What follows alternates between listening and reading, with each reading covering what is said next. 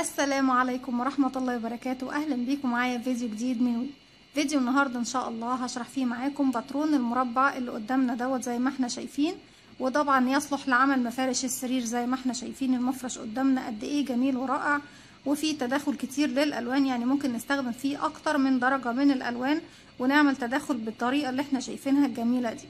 المربع بتاعي زي ما احنا شايفين. نبدأ بقى نكبر الباترون بتاعنا.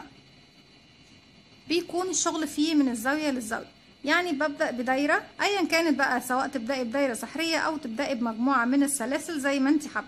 بس طبعا انا بفضل ان احنا نبدأ دايما في المفروشات او في المربعات بالدائرة السحرية. بعد كده بعد الدائرة زي ما احنا شايفين عمل دائرة سحرية، وبعد كده ارتفع 3 سلسلة واشتغل عمود بلفة وعمودين بلفة في مكان واحد. يعني لو انت بتعملي سلاسل هتشغلي العمودين دول في سلسلة واحدة وما بينهم سلسلتين، يعني المسافة ما بين العمودين سلسلتين، ورجع اشتغل تاني 2 عمود بلفة. يعني في البداية كلها لو احنا هنعملها بدايرة سحرية هتشتغلي 3 عمود بلفة سلسلتين 3 عمود بلفة.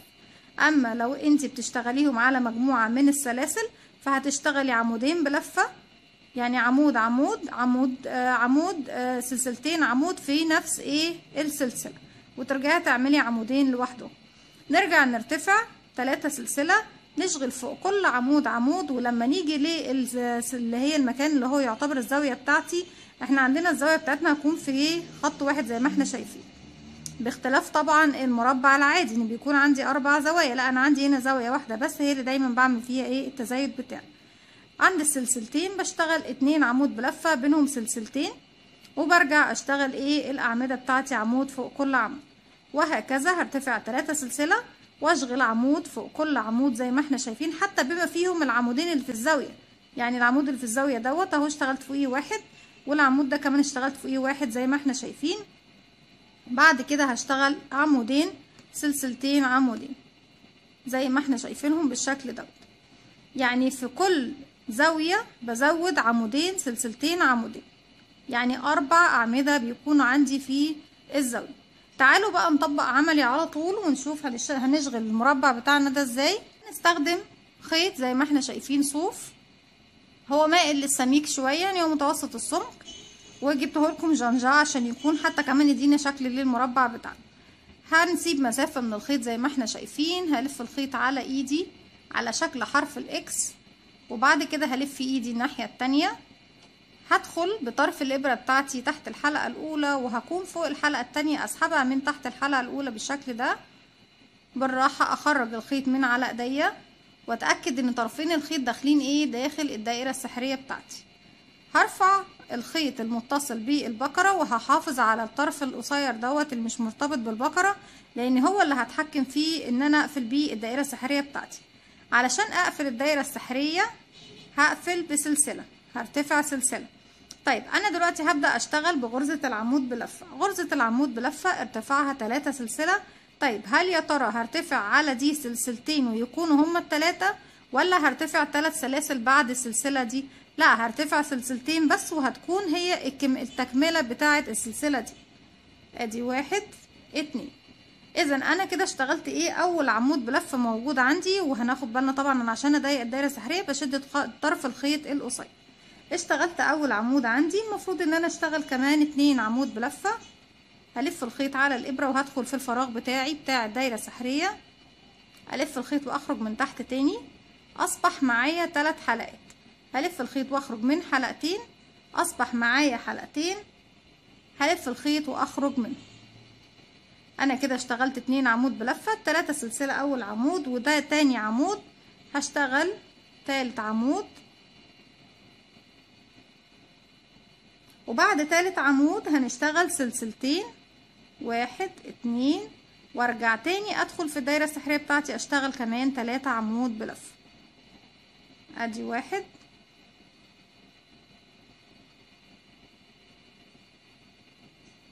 2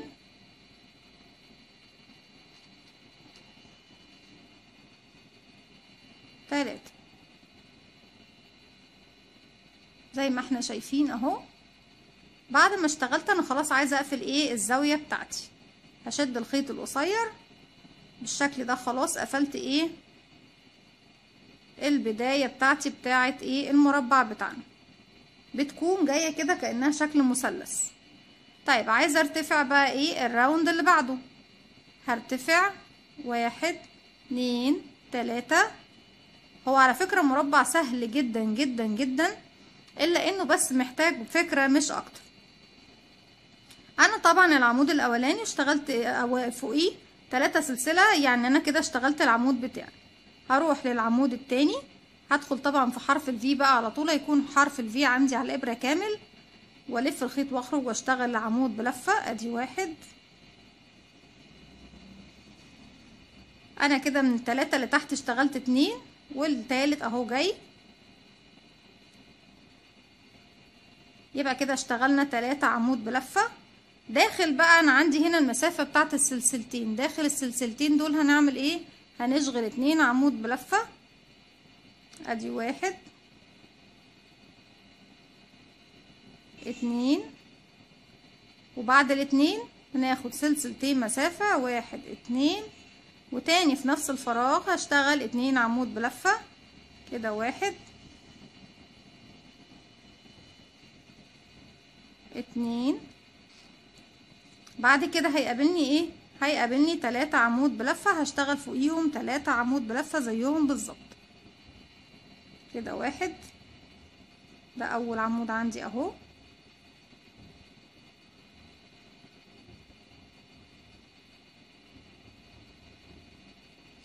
2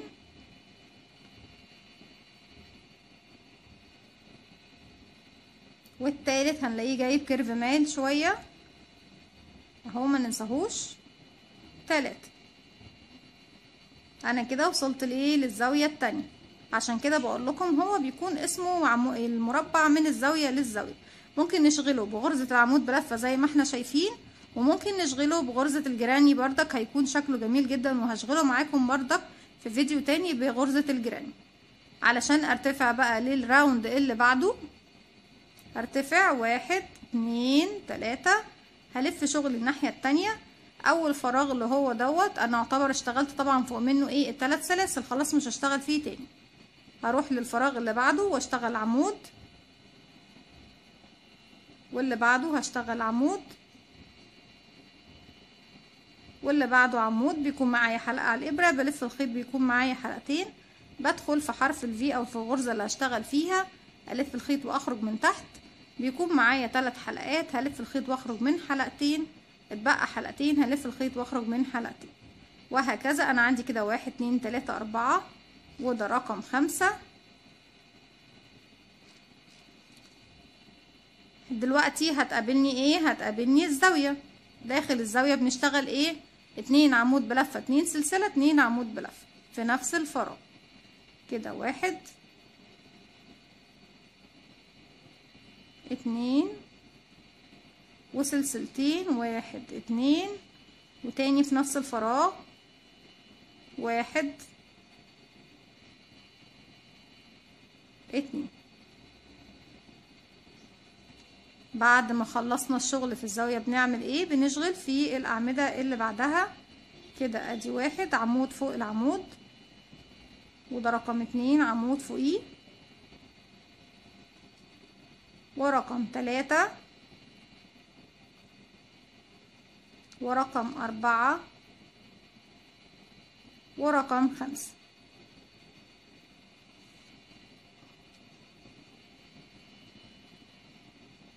زي ما احنا شايفين المربع بتاعنا بدأ يكبر، وفي كل مادة طبعا هيبدأ يكبر معايا المربع بيجي كده، وبيبقى طبعا بيكبر من فوق كمان. هنرتفع سطر تاني بعد كده 1 2 3 سلسلة، لف شغلك الناحية التانية. وطبعا انا عارفة ان سوسو بتحب المربعات جدا، وانا طبعا بتعمد ان انا اعمل كتير من المربعات، لان اغلبكم طلب مني كتير من المربعات، وخصوصا سوسو بصراحة. انا دلوقتي اشتغلت فوق العمود ده عمود، هشتغل فوق ده كمان عمود عمود عمود عمود عمود عمود، وفي الزاوية بنشتغل 2 عمود سلسلتين 2 عمود. طيب انا دلوقتي معايا 1 كده 2 3 4 5 6 7. تحت كان معانا 5 وبالاضافه طبعا للاتنين عمود اللي بيكونوا في الزاويه نفسهم يبقى 7. طيب دلوقتي هتقابلني الزاويه. داخل الزاويه بنشتغل ايه؟ بنشتغل 2 عمود. ادي 1 2 وسلسلتين 1 2 وتاني بدخل فيه. نلف بس الخيط على الابره ما ننساش وندخل في نفس الفراغ بتاع الزاويه نشغل كمان 2 عمود بلفه. ادي 1 2 وفوق كل عمود هشغل عمود زيه. هما 7 كده. 1 2 3 4